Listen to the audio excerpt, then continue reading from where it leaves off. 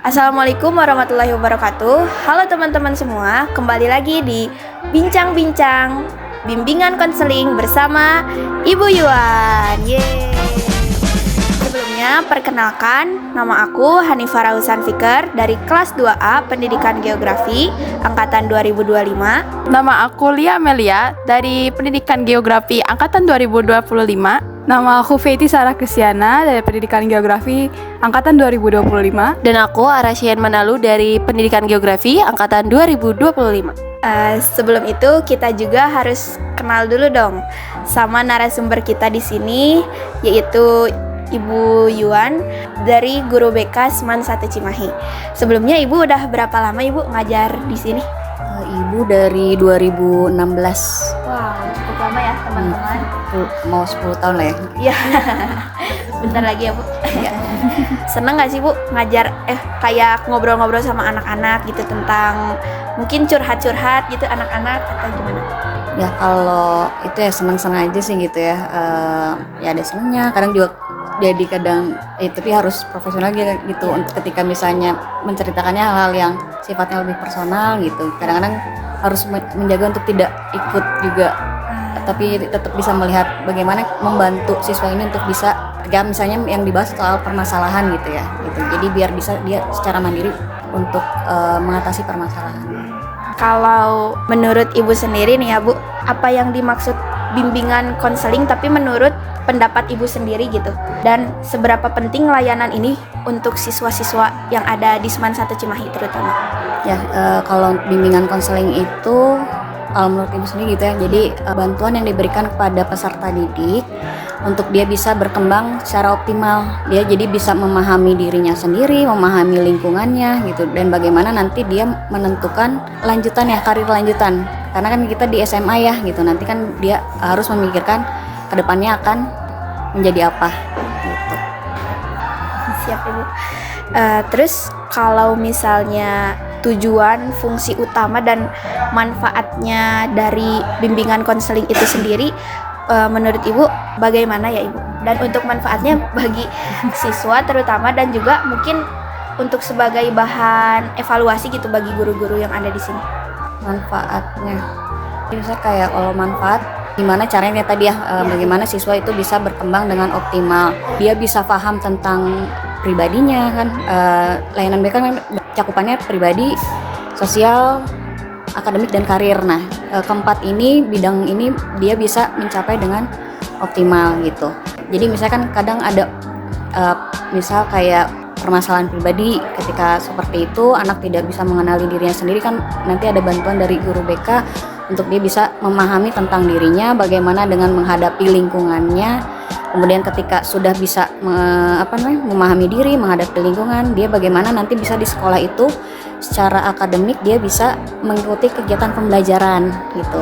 Terus juga nanti karir, misalnya karir setelah lulus dari SMA ini nanti kedepannya dia akan menempuh yang seperti apa. Nah itu juga yang nantinya seharusnya itu keputusannya adalah dari si siswa tersebut yang menentukan gitu. Jadi kita itu semacam memfasilitasi, mendampingi gitu untuk dia bisa mengambil keputusan, merencanakan karir masa depannya. Dia juga bisa menyesuaikan diri baik dengan dirinya sendiri atau dengan lingkungannya gitu. Ibu izin bertanya, kalau dari siswa sendiri adakah yang bilang ke Ibu misalnya kayak, oh Ibu saya sangat terbantu dengan bantuan Ibu, atau misalnya saat konseling, sesi konseling siswanya juga merasa lebih baik? Kalau langsung seperti itu sih enggak ya, misalnya ada mungkin beberapa yang akhirnya jadi misalnya kalau untuk yang, karena Ibu megangnya kelas 12 itu lebih banyak konsultasinya adalah karir, pilihan jurusan dan nantinya akan seperti apa gitu ya. Ada yang bilang akhirnya jadinya ketika dia kebingungan untuk menentukan pilihan, akhirnya jadi ketika diberi kita adakan sesi konseling, akhirnya dia bisa untuk mengambil keputusan untuk memilih jurusan apa yang akan dipilihnya gitu. Jadi ketika sudah ngobrol, sudah tahu, akhirnya jadi nanti dia tahu untuk yang lebih memantapkan diri lagi dengan pilihannya.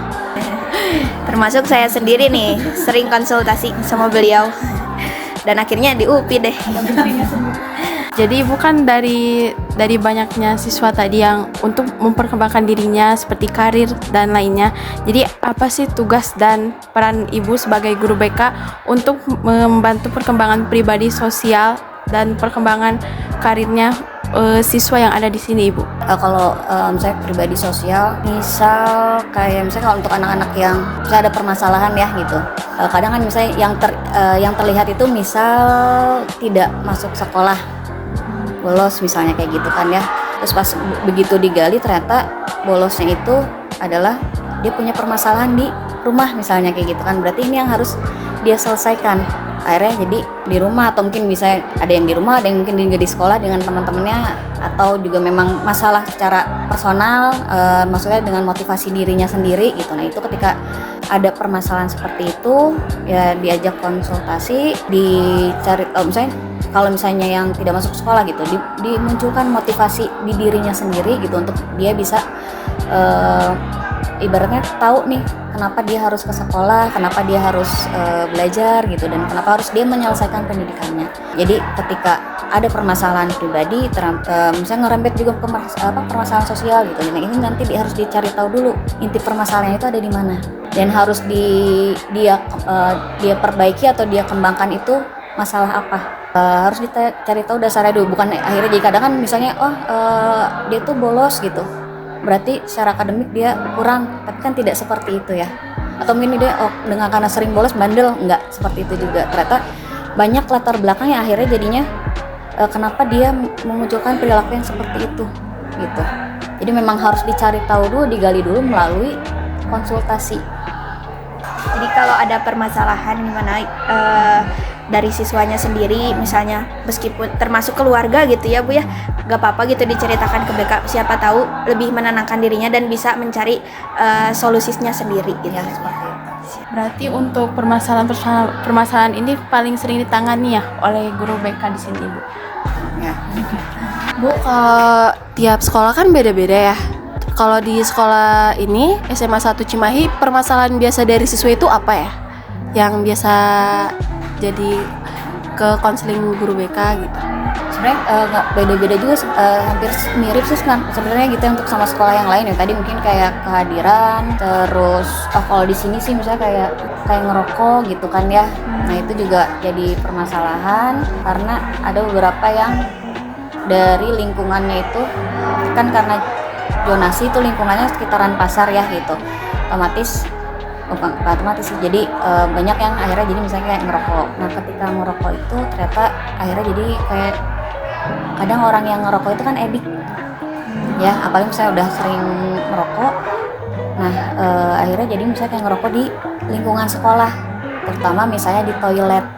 Jadi ini yang harus akhirnya jadinya bukan hanya guru BK saja, kita jadinya kerjasama juga dengan yang lainnya, warga sekolah yang lainnya, termasuk guru, wali kelas, terus sekarang ada yang namanya guru wali gitu, terus juga dengan bagian kesiswaan gitu untuk penanganan yang siswa yang merokok. Tapi kalau misalnya untuk tindakan secara tindakan langsungnya biasanya kan oleh kesiswaan ya gitu, saya bentuk ininya, tapi pendekatannya berarti dari guru BK gitu untuk cara misalnya ini gimana nih untuk si siswa ini. Berarti kan kalau di BK itu jadi apa fungsi untuk penanggulangan akhirnya jadinya ketika memang sudah misalnya ngerokok, atau mungkin bisa jadi misalnya fungsi pencegahan. Nah kalau fungsi pencegahan berarti itu dilakukan bisa di kelas, kita misalnya memaparkan bahaya rokok itu apa gitu, efek samping dari rokok dan segala macam gitu. Jadi kalau di sekolah permasalahannya sekarang lagi agak sering itu ya itu tadi merokok di lingkungan sekolah.